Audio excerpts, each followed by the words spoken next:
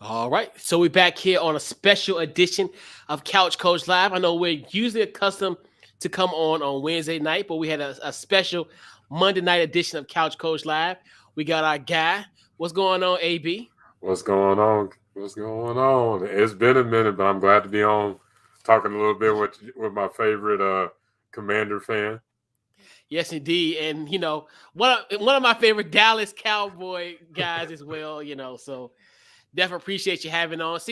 I tell people, Commanders and Cowboy fans, some of us can get along. Me, AB Yeah. can get along, but some of y'all we can't coexist. But we are here. We got a special edition of Couch Coach Live tonight, so we're gonna recap the 2023 draft extravaganza that it was. So, AB, before we get the intro and get it going, how many tacos was consumed in this 3-day holiday? I'll be honest with you. I think there was. Well, it was two. It was on Saturday. I was working still, and I was like, you know what? It's tacos and touchdown. I'm gonna get me some tacos. I went to this new spot. They were good, but they were small, and I was still hungry afterwards. But they were. I give them an 8. They need a boost on that size. I spent $6. Okay, ain't bad. Yeah. But yeah, man, and it's funny. We got a spot now. I don't know if it might be in Texas or not. You ever heard something called Torchy Tacos? Yes. Huh? No way. Yeah, it's based out of Austin. It's not my number one choice, but it's cool. What you think? Yeah, I like it. It's another one that's right up the street from my house. I like. You know what? I tried. I think I went twice already. I think they've only been open for like 6 weeks, so I've been there twice already. So yeah, isn't that something? All right, so y'all getting a little taste of Texas in there a little bit. We always trying to spice it up here in Virginia. For sure. But yeah, we got a great show lined up for you tonight. So we'll recap that was the NFL draft. Our favorite moment. We'll discuss our thoughts on the Commanders and the Cowboys draft. Our biggest winner and loser. And always one of my favorite things to do during this draft is always not procrastinate, but predict the future. So we have our superlatives, our NFL rookie superlatives, post draft. The rookie most likely to become the defensive or offensive rookie of the year. The QB to have the best rookie season. The rookie most likely to be an all pro this year. Best player in 5 years and to be a Hall of Famer. Who's going to be donning the gold jacket on their way to Canton from this class of 2023. We got a great show lined up, so we're going to kick that intro and we'll be right back. This is Couch Coach Live.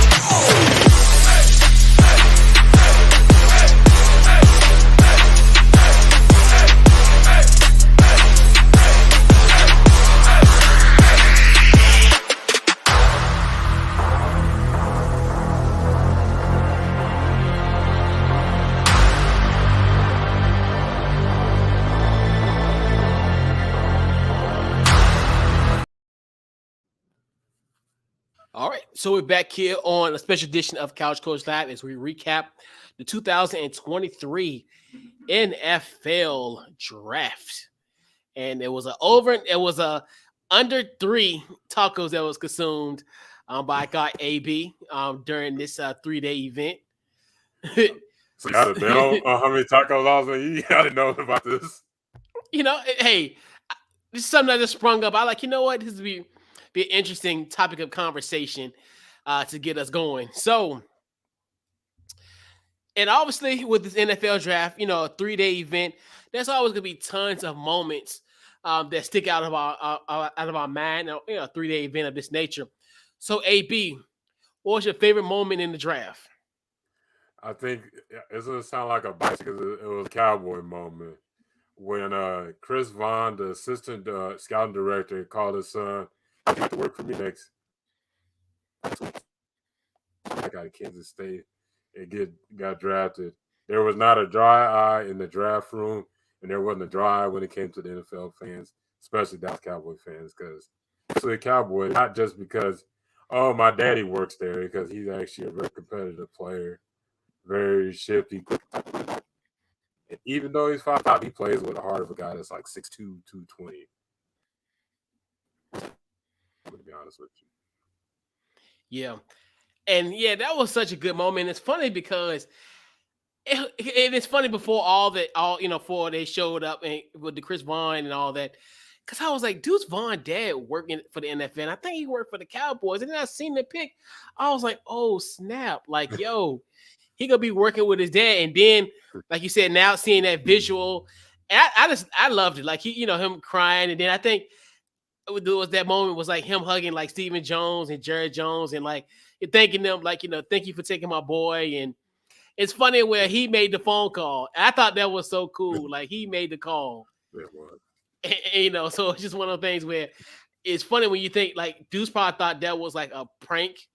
Like you think to yourself, okay, the first person gonna call you is either like, he probably thought it was, and it's funny because I think, it was funny how that all happened. It's like he probably was thinking to himself, like, why are you calling me? What's going on? Like, and then for him to be drafted back, by Dallas, and yeah, it's great.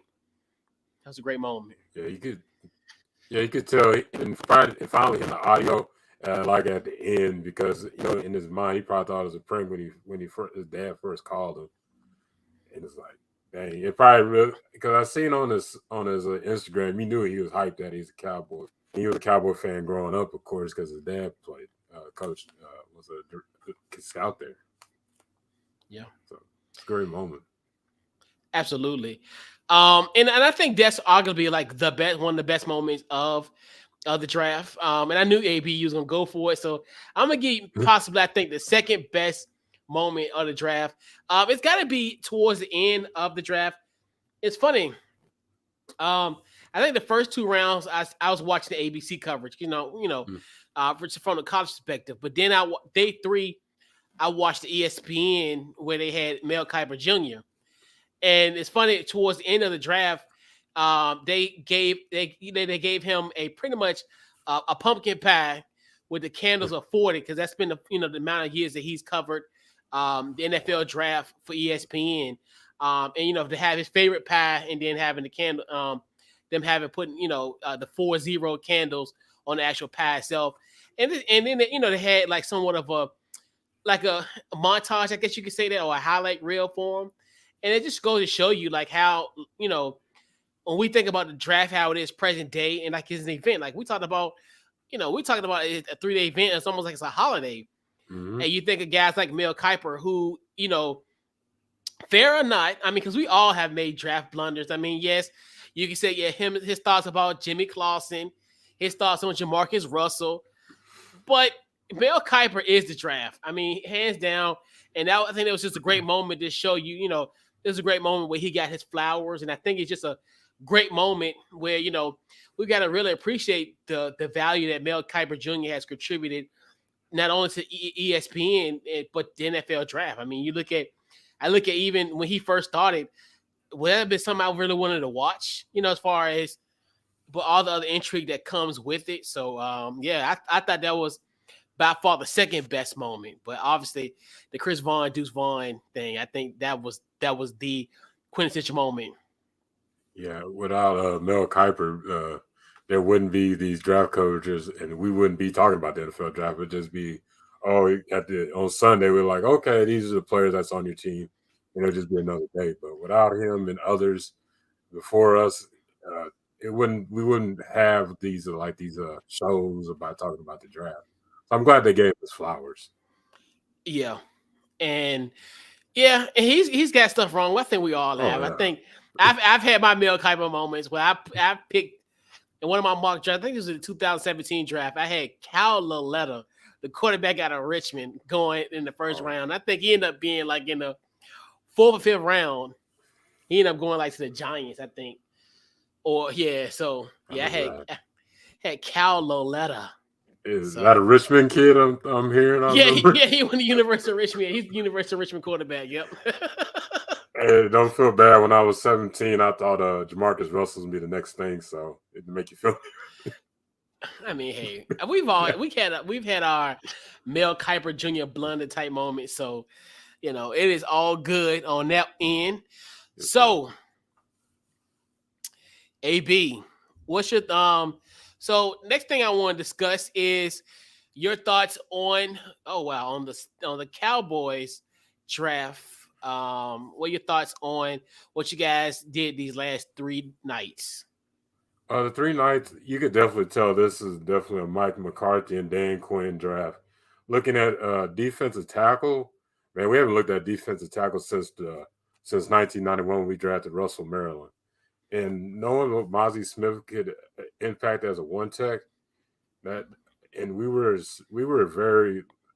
22nd in the run defense. Adding a guy like Mozzie Smith who's gonna clog be a space eater with him and John Jenkins in the rotation. Yes, he gets a little bit gas, but he's not just this big old dude. If you watch like highlights of him in the weight room jumping up the stairs, you're like, man, this man moves like he's 230 pounds, but this man is 323 pounds. And just seeing the excitement when Micah Parsons found out the news, because these linebackers and edge rushers could move around with a little bit more ease, having another space eater that can move. And he got a little bit of that pass rush moving to him, but I think Dan Quinn's put him in the best situation to succeed. Our second round pick, I was a little skeptical because I seen Darnell Washington was still on the board, but then I seen the medicals on him. But I look at it this way: if you think about all the Mike McCarthy type of tight ends, he likes those inline wide tight ends that can block. And if you know Michigan, their tight ends got to block because they love to run the ball. And just seeing that, and then he's good in like if you had a soft zone coverage and he finds like a little space, he could do some things. He can play with a physicality. And now you got 3 Big 10 tight ends. Big 10 tight ends are physical. They're not these little finesse shifty type of tight ends. They're the ones that they're not afraid to lay a blow on somebody. If you think about a George Kittle type of guy, or even those Midwestern tight ends, but Charles Kelsey's not a guy that's not afraid to. Not saying a Shoemaker's that type of level guy, but I think he'll be a solid tight end number 2 with him, Jake Ferguson, and P. Henny. And I don't want to take too much of it, but my favorite one is I'm a Texas Longhorn fan, and that's DeMarvion Overshown, who's that linebacker safety hybrid, former safety out of Arp, Texas, out of 800 people that live there. And he's a 6'3", about 229, and he has that ability to drop into coverage like he was when he was a safety. But he's one of those guys can be that heat-seeking missile that if he sees an opening and that quarterback's right there, he's not going to pause and think about it. He's going to go and hit it. He does need to work on his play diagnosis sometimes. Sometimes he gets taken out of plays because he's not the heaviest dude that can shed blockers. But having good one techs will definitely help. And I think he'll be be something when it comes to special team as well. Yeah. Yes. Yeah. I think with the Commanders, like this wasn't a sexy draft for them. This is like a need versus want. It's almost like it's to me it reminded me of like Christmas where I want a PlayStation, but I really need a winter coat. So we got a winter coat. I think more so than the PlayStation. You look at just Emmanuel Forbes, just and that's a nice pick. Especially pick sixes in his college career, 14 interceptions. So I look at that, and that some even I talked about in the mock where when you got a division where you got CD Lamb playing him twice, you got AJ Brown twice, and other receivers, in the NFC East, we need somebody that can make those plays like a playmaker, in Emmanuel Forbes. So and even people look at his body type. Yeah, he's 166 pounds, but he's here to make plays. I don't really envision him being this tackling machine that like people think that people want him to be.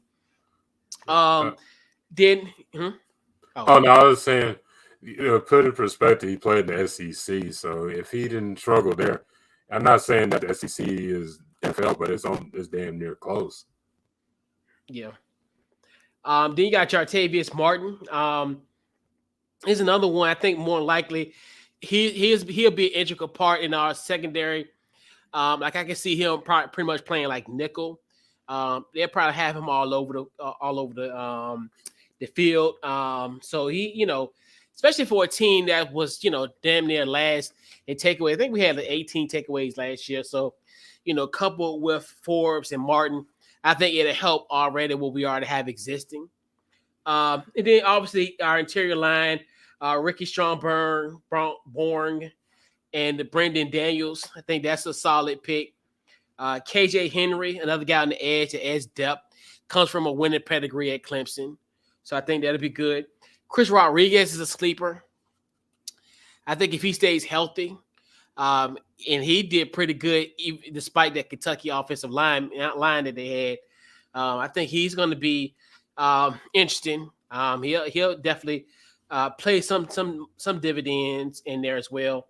And then Andre Jones, another solid guy there. Where I think in college he had over he played 2,500 defensive snaps. So I definitely think that this team they didn't go for the big names, the sexy names that everybody wanted, but they got needed in the positions that they really need. And a lot of people were saying, "Oh, should have got a quarterback," but I think they have the quarterback in Sam Howell. So, and then also the backup Brissett.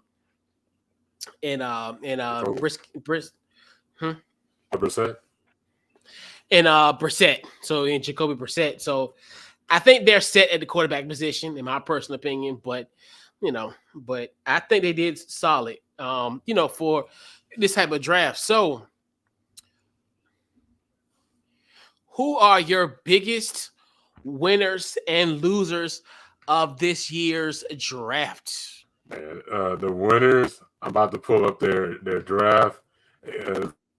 So it's a rival of ours, and it's the Philadelphia Bulldogs. If you've seen their draft, they even, and just before we get into it, they traded for DeAndre Swift from the Lions, so they basically got for all they did was give him a fifth, in 2025, and then a seventh round this year.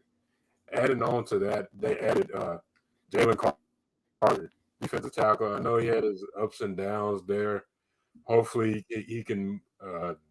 You see some improvement when it comes to that. Nolan Smith, who is kind of like what you have in Hassan Reddick, rotational type of end that could eventually develop into a starter.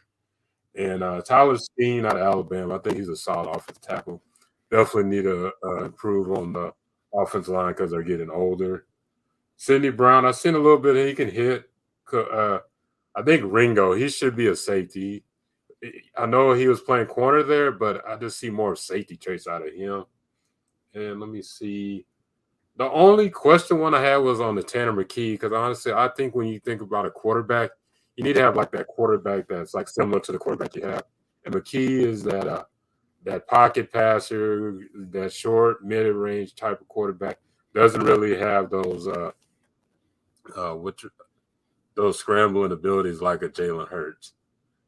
And then lastly on theirs is Moro Ojomo from defensive tackle that played for Texas. 3-tech that shows pass rush ability. So I'd give him an A. It hurts my heart a little bit, but I gotta tell them, y'all did good in this draft. We'll see what they can do when it comes to that. They look good on paper now, but when it comes to the season, where they at when it comes to playing against adults this year. Yeah. Any other winners or losers? Losers. I actually do got the losers up, and that is the Detroit Lions in the first round. Because when you look at, they drafted Jahmyr Gibbs in the 12th pick. He's a talented running back. I think he's like a late to second round type of running back. But thinking about who's available, they needed defensive line and they needed corner. Lucas Van Ness was still available, who went the pick after. Christian Gonzalez, who went down the board, way down the board compared to where I thought he was going to be. And then in their second first round pick, 18 overall, they picked Jack Campbell. I had a grade as a second round grade linebacker. He kind of got similarities to he's like a more athletic Leighton Vander Esch in a way to me. I like him, but I wouldn't pick him in the first. He's like a second round guy. And Nolan Smith and Deontay Banks are still on the board. They could have went corner in our defense and adding that other side to Aiden Hutchinson. I think that's their biggest thing. I did like the Sam Laporta pick, and there are some other picks that kind of question. I think the Broderick Martin was a little too rich where they picked him at. I think they had him in the third round. I kind of had it more of a fifth or sixth round on him out of Western Kentucky. Hendon Hooker. Okay, he could be something for you as a backup. I think they still trust in Jared Goff. He actually showing like a resurgence with Detroit. I think he's the perfect fit for them. But the other guys, I really don't know in much about those guys. I could look at them. I know there's a North Carolina kid, Antoine Green, that you probably know more than I do. Yeah. And I get that. There's none of them have like an F draft. I think they just have like a C. I think they could have did better and just improved on that Detroit team. I think they're like a few pieces from being that team that maybe be a wild card type of playoff team. You kind of seen that later in the season. Okay, this team's got some juice to them. They kind of had that Dan Campbell type of energy to them, and Dan Campbell picks his. I don't know if it's his long distance cousin Jack Campbell or whatever's going on, but I just had questions of how they went that way. Yeah, and I'm definitely getting that running back in the first round was somewhat a reach to me. I definitely, was Jahmyr Gibbs. Detroit is interesting. I think the biggest winner, like you said, obviously it was our NFC East brethren, the Philadelphia Bulldogs, but still even with it, they still can't beat Patrick Mahomes and the Chiefs. So yeah. Anyway, I like why'd you add that in there. We gotta make fun of them because they come for us weekly, so it is all good. So like you said, the Eagles, I definitely love what the Eagles did. I think with the Seahawks, I think they're another interesting team. It's almost like they hit home runs once again in this draft compared to last year. You look at getting Devin Witherspoon. I think he's getting him at that spot was a little risky, but I think couple him with Tariq Woolen, I think that's gonna be a nice secondary. And then also you got what's the kid? It was with the Jets, Jamal Anderson. Yeah, no, not Jamal Anderson. This Adams. Jamal Adams. Yeah, Jamal Adams. I don't know what I thought about the Falcons running back. Not named BJ and Robinson, but so I get you. Right, and then getting JSN from Ohio State. Definitely, I think with Seattle, what they've done is kind of help their depth. I think, especially bringing in JSN, coupled with DK Metcalf, and then Tyler Lockett. I think that's gonna be a nice trio, and so that'd be nice for Geno. And also I like what the Texans did. I think the Texans made a splash. I think obviously you bring in the CJ Stroud, and then also trade up to get Will Anderson. So I think that's, to me, trading for Will Anderson was like a statement. Like, look, this is, and he's worth potentially, not having to pick next year. I think that just shows you kind of the risk that they took with taking those two. So I look at that, and then I think the other winner has got to be the Indianapolis Colts. I think you getting in Anthony Richardson. I think that's a solid pick for them. I picked it out really a Friday night bargain deal for them. It's got to be Josh Downs, the wide receiver from University of North Carolina. He's a guy that you can he can be underneath throws. So I think he'll be someone. Don't quote me, but I think he's going to be in your rotation very, very soon. I can see him having 1,000-yard season, not next year, but down the line. I think now coupled with, because now you got Pittman there, and then McKenzie from Buffalo came over in the offseason. So that's another nice trio. Um, I don't think those three either command a double team quite yet, but it's just one of those where it's a very developing offensive weapons that Anthony Richards have, and I definitely think with the ability, obviously Shane Shiken, I think it was this is Shane Stitchen. I forgot. I think it's one of those names. I want to, yeah, but at least I didn't muff it. Did you hear somebody ask Anthony Richardson about Frank Wright? Did you see that? Oh, I think I did hear about that. And I'm just like, bro, like, but we can't get invites. I'm like, bro, we wouldn't muff that question. You got to know the coaches. You got to know the coaches, right? You're going to. Hell, you need to know the offensive coordinator. Man. Like, Jim Bob Cooter. Like, it's just like that's the name you should remember. Huh? That's the name you definitely got to remember. Oh, absolutely. He's been around.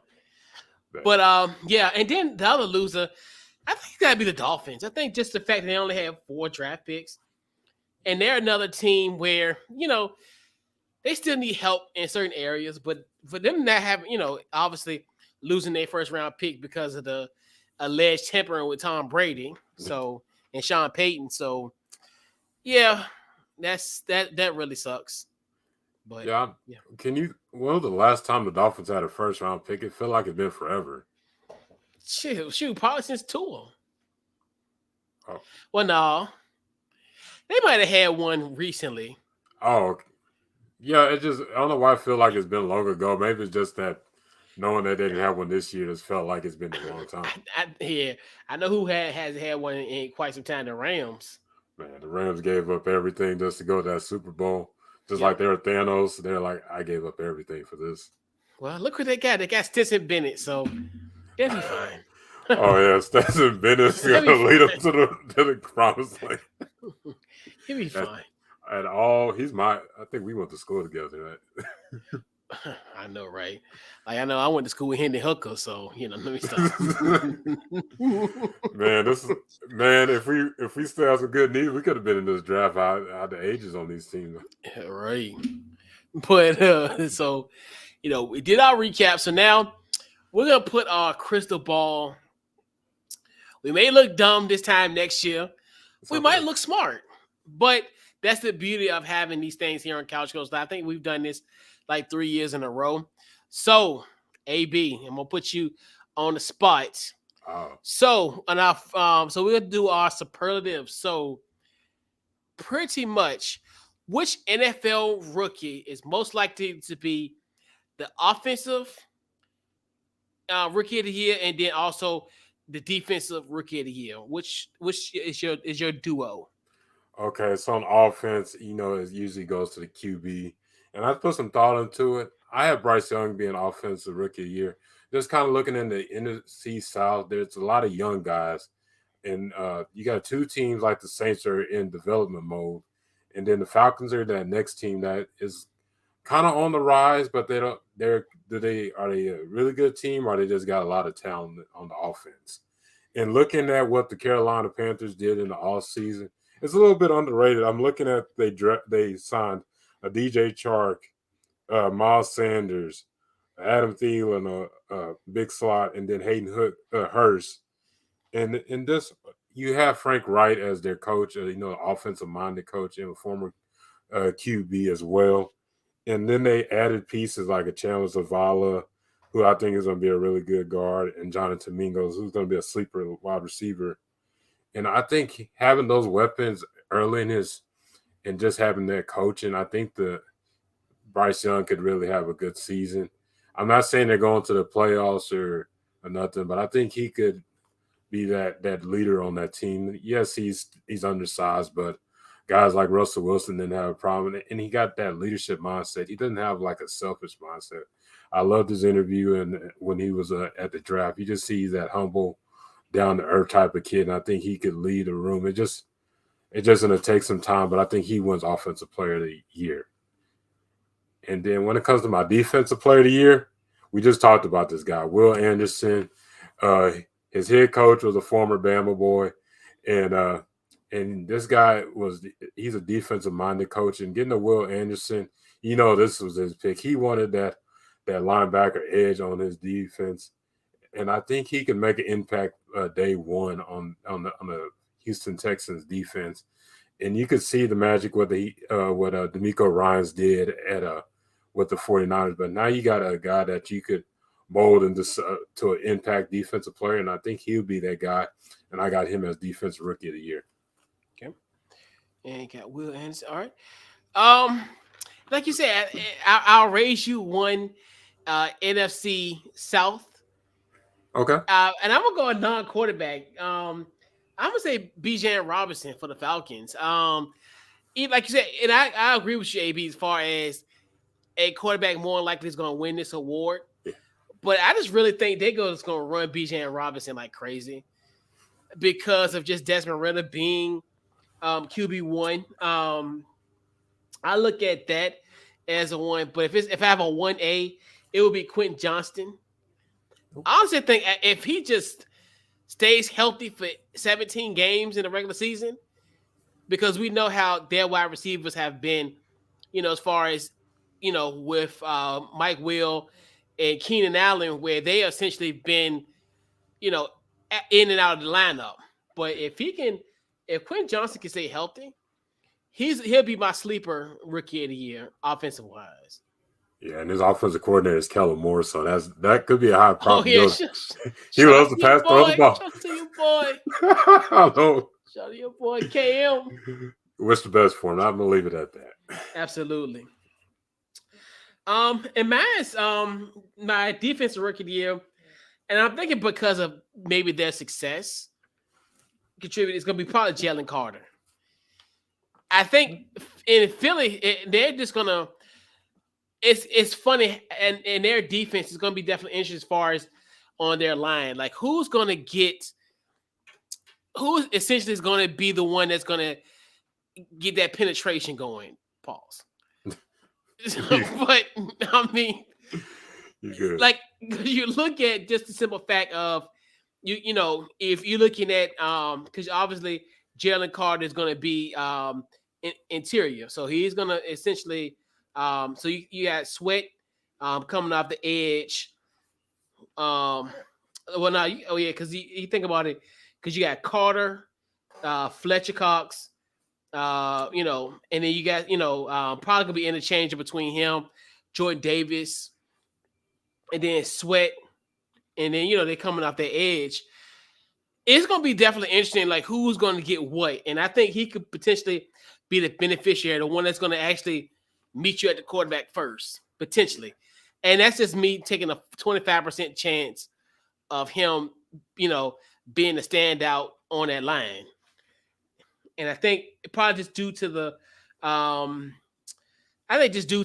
fact of the Eagles will probably be successful, especially in that category as far as I can see them leading the league and actually in quarterback sacks. And I can see Jalen Carter potentially having that double-digit type of production this year. So Jalen Carter is gonna be like my 1A.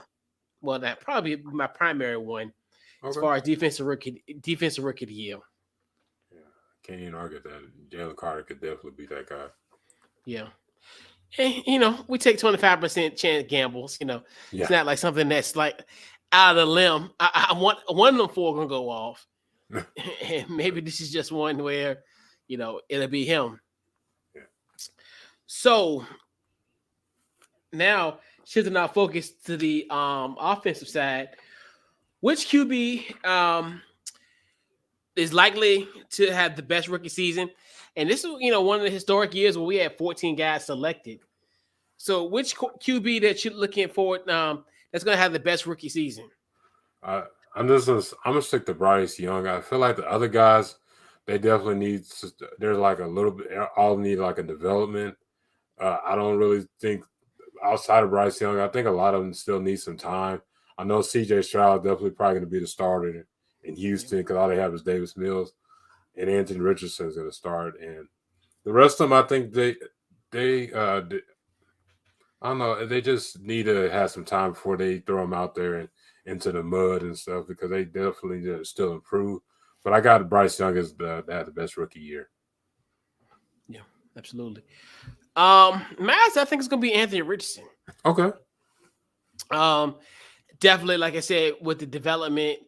Um, because I want to, I'm not, and I hate to kind of compare this type of situation where we know that Shane Steichen has had like great development as far, especially you look at the success of Jalen Hurts.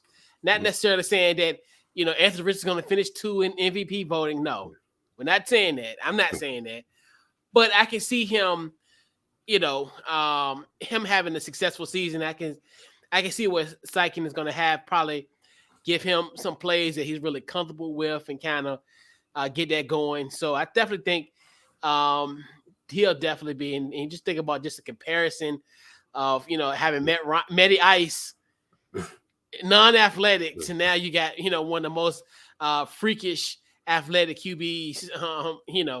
Especially in this draft, but probably in the league potentially. Yeah, I could definitely see them doing some work with him.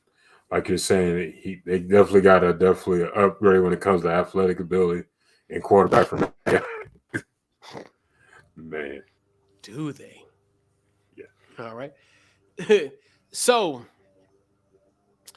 which rookie is most likely to have be an All Pro in their rookie season? So there's 2 guys that I didn't even bring up, and you brought up was Bijan Robinson, and I'm looking at the running backs in the NFC, the ones you that are like you got Saquon in there, but you don't know if he's gonna be healthy at times. I'm trying to think of the other running backs in the NFC. I had like a list, but I just see him like you're saying. Desmond Ritter's going to give him the ball. He's going to be the one catching the ball in the backfield. That guy is going to run. I just see him being an All-Pro season. And then I was just looking back at like all the old pros. Something told me, what the hell? There's going to be a kicker that's going to be an All-Pro, and I think it's going to be Jake Moody from Michigan, who the 49ers out of nowhere said, let's draft a kicker in the 3rd round. I think he's a clutch kicker, and I think that's in the transition to the NFL. And I think those are my All-Pro. I know it's a little unorthodox, but I'm gonna rock with that one. So all right. So you got Bijan Robinson, and then the kicker from Michigan, right? Yeah.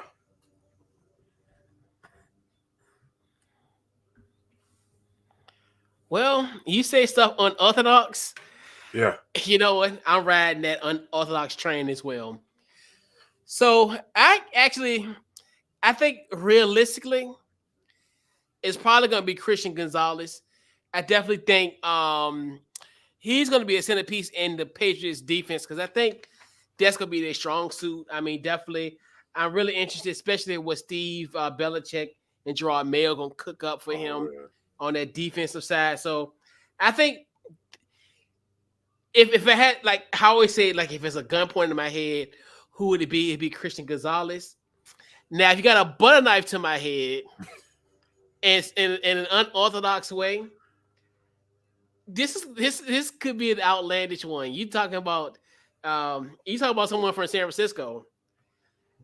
Do not be surprised, and this is like kind of out the way, but this is a potential.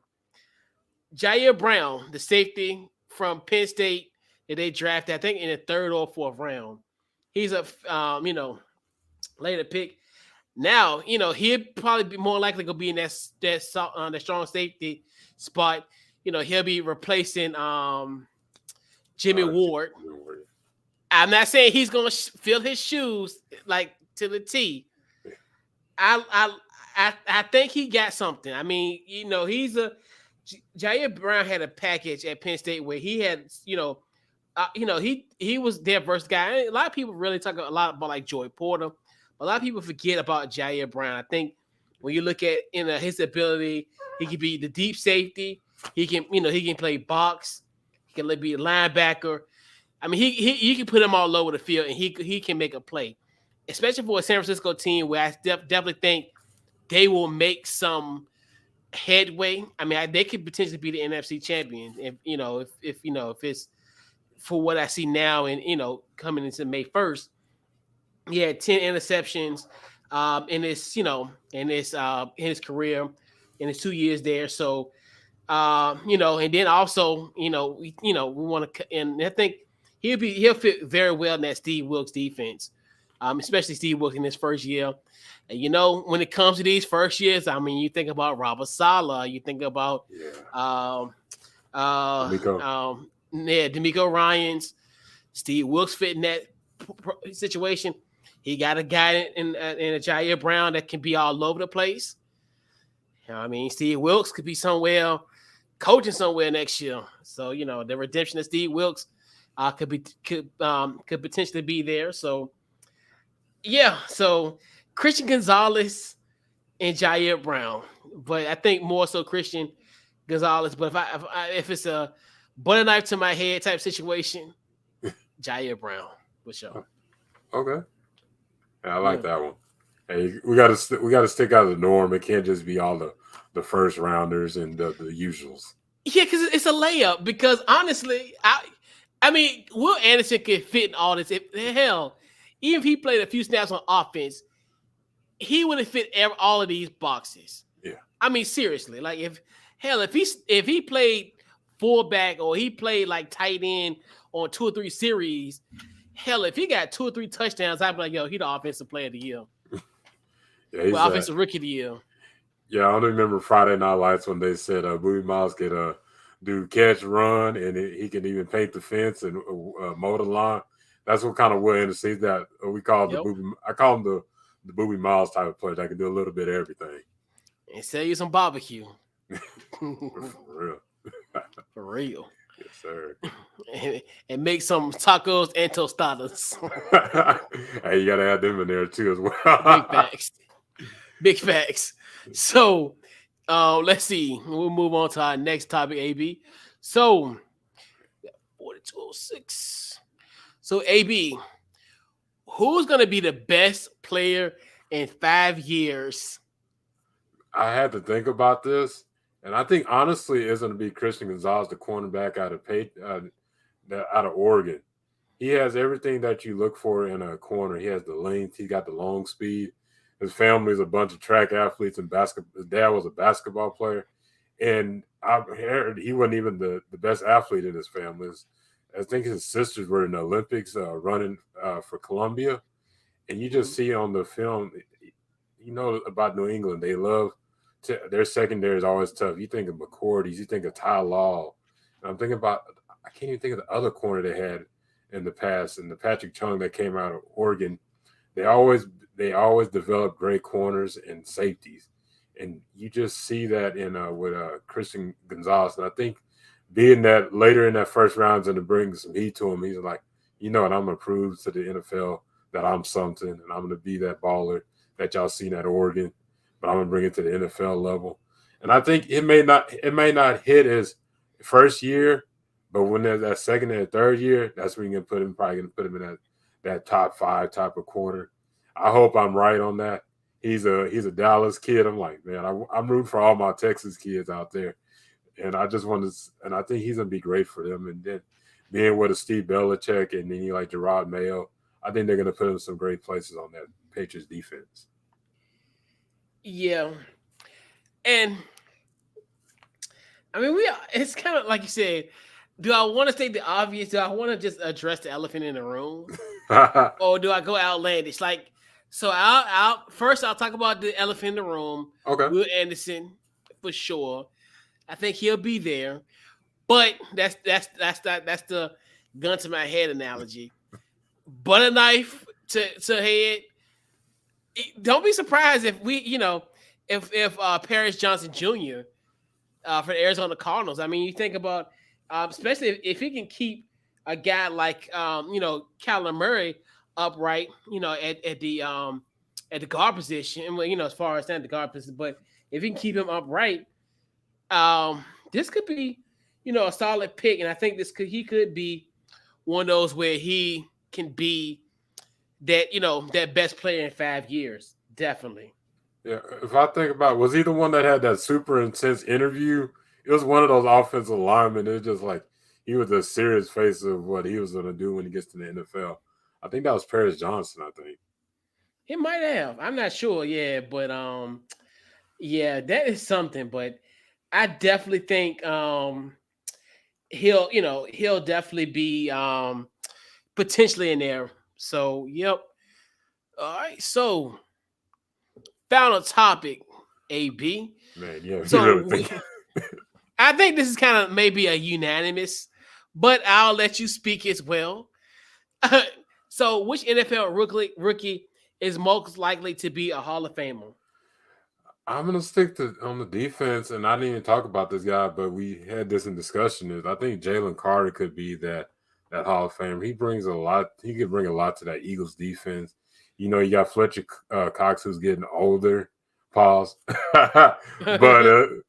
But he could play one tech, and if you want to switch to a 3-4, he could play that end as well. He's got that speed. As long as he gets that mindset set right, like I think he honestly could be that impact player for years to come. And I think it's Jalen Carter out of Georgia. Yeah, like you said, and it's crazy you say that because a lot of guys on that line is probably going to be going to Canton. So, like you said, Yeah. it's probably going to be there by proxy. Like, I mean, honestly, you're right. Man, But Georgia yeah, gonna have a lot of people trying to go to Georgia then if they get all these Hall of Famers. oh, absolutely. And I mean, it's something to me. It's great because you think to yourself, like, as a recruiting pitch, you're like thinking to yourself, guys, you know how many guys I put in the draft? Like, I mean, dude, he had guys going in the draft every. It felt like every round he had somebody. I think I he mean, did. dude, like it's right. It's so crazy to think. That's like I was hearing people from Georgia I ain't never heard of. Like, and that just shows you like the depth that Georgia has had. Like, I mean, you getting guys. You think about even like what's his face from last year, number one pick. Um, Oh, dang, what is his name? Because he really came on the scene during like the college football playoff. Trayvon Walker. yeah. And like all of this type of stuff, it's just crazy. Like how it just that's one thing where and you just look at just the success of their line and all that. You just think to yourself, like, man, why not go to Georgia? Like, you can be in a spot where, I mean, you can have a breakout month, and you're the number one pick in the draft. You know, Yeah, you could have 3 or 4 good games, and they're like, yeah, okay, he's a first round talent. He was just in a deep rotation because you think of Nolan Smith guys and all that stuff. But if you look at their stats, you're like, these are average stats. But if you look on the film, like, no, they're making impact plays. They may not have the stats out there, like, but you got to think they have like a rotation of 5-star guys, like from down to the third string that's going to be NFL players next year. yeah. But yeah. So my guy who's going to be more than likely going to be to the Hall of Fame is going to be Will Anderson, the pride of Hampton, Georgia. Get this man ready so he can take his voyage to 2121 George Hallis Drive in Canton, Ohio. Get his bus ready. Get his gold jacket ready. I think Will Anderson will become a Hall of Famer in this lifetime. So I look back in about 20 years from now. Your boy was right. But He's got a yeah, Hall of Famer name too. He got that old 1970s, 80s name, yeah. defensive lineman back in the play for like the Bills or something. Will Anderson Jr. Yeah, Yeah, he has that type of pedigree. yeah, He has that dog in him. yeah. You know, Too bad he didn't play for Georgia. I Not know, as right? he could have rolled with But that. the next best thing, honestly, Alabama for real, for real. Yeah, I know they definitely wanted to keep him in state, but that happens. You can't get them all. yeah. There's so much You know, talent in Georgia. I know, right? It's like an embarrassment of riches. Embarrassment of riches. Yeah, Yeah, sure. yeah, for sure. So we'll put a bow on our 2023 draft recap. AB, tell them where they can find you on social media and any upcoming projects, what you got going on, and just plug away. Absolutely. So y'all can definitely check me out at Tacos and Touchdown live on Facebook, Tacos and Touchdown lowercase on Instagram and Twitter. And also, I got a show with Thad Bell. We're going to be talking about the Jaguars draft tomorrow. And then I have another show, another Dallas Cowboy draft cap with James Espinosa. And then after that, this is probably going to be talking about the UDIP phase next week or so. But you can just check me out on there. I'm always doing stuff on Instagram, doing little goofy reels, and even putting some Dallas Cowboy stuff as there as well. So you can just check me out on all those social platforms. Yeah, absolutely. And don't forget to check out the podcast. Anyway, you get your podcast, Apple, Spotify, on the Couch Coach Live, social media, Couch Coach Live, and then also check out the website, couchcoachlive.com. And once again, appreciate you, AB, for coming on and recapping the draft with us. And man, let's do it again in 2024. Yes, sir. Hey, I think we'll be extremely right in our predictions as far as who's going to make the impacts on this team. And we'll put a close on a fantastic 3-day holiday that was the NFL draft. And I'll catch you guys on the next episode. This has been a special edition of Couch Coach Live. And we'll catch you guys next week. And we're out. Peace.